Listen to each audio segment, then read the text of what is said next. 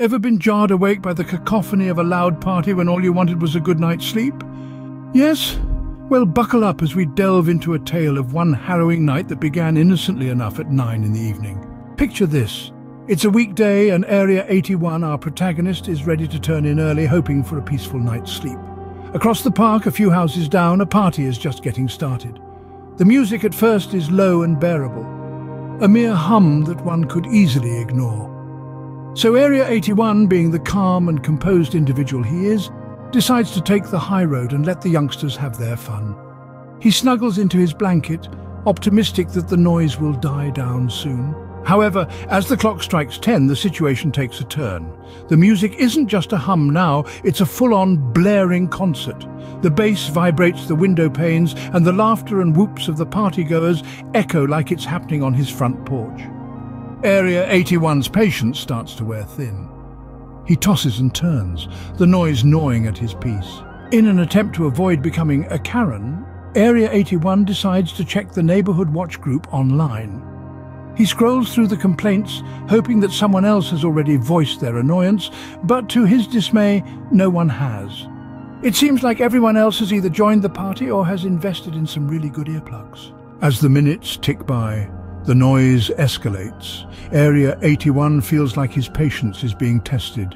His irritation grows with each passing song, each cheer, each laughter that pierces the tranquil night.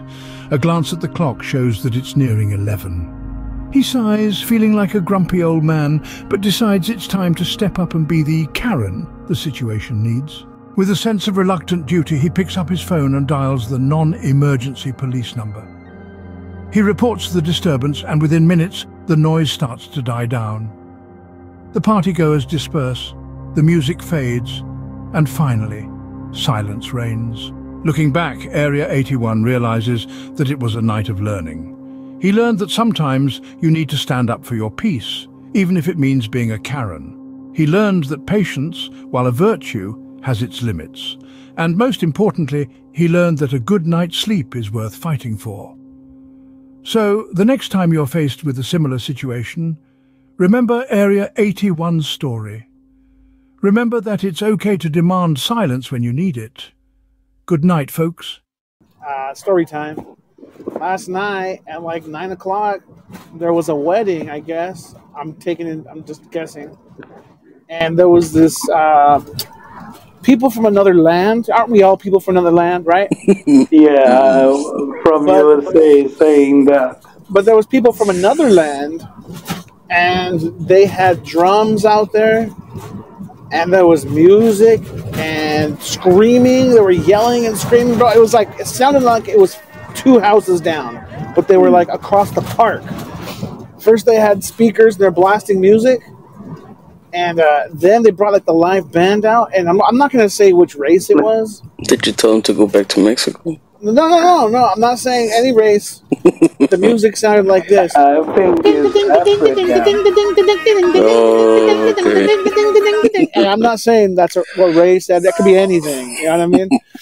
Yeah. And dude, it was so damn loud. And I wasn't tripping. I'm like, you know what? It's not even 10 o'clock yet. Whatever. Party on, right? Then 9:50 rolls around, and I'm hopping into bed, and I hear, they're playing drums, bro. And then I'm like, okay, well, it's not quite 10 o'clock yet. Then 10 o'clock rolls around, and I swear to you, it's like they're like daring us to call the cops, right? Like, I ain't gonna call the cops. I ain't no Karen. But they're like outside screaming. Ah! Like, everybody, like, there's at least 20, 30 people, right? And then the drums continue.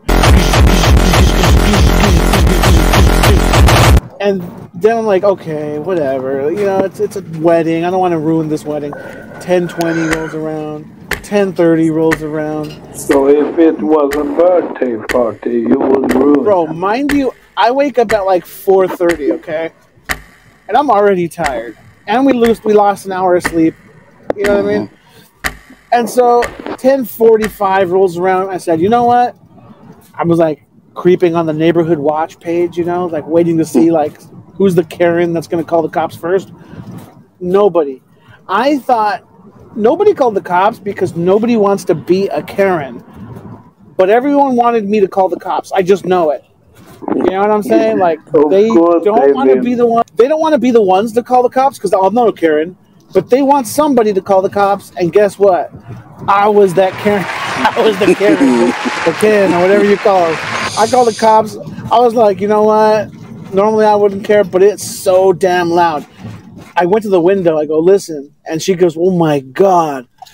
And I go, well, I mean, like, I'm not, normally it's okay, but I got to get up for work, like, in, 4 hours. At this point, it was like 11, late, into the 11th hour. I go, my kids got to get up for school. I go, anyways, bro. I heard music for like another 15 minutes and then just went radio silent. And so finally the cops showed up. You won, Karen. You won.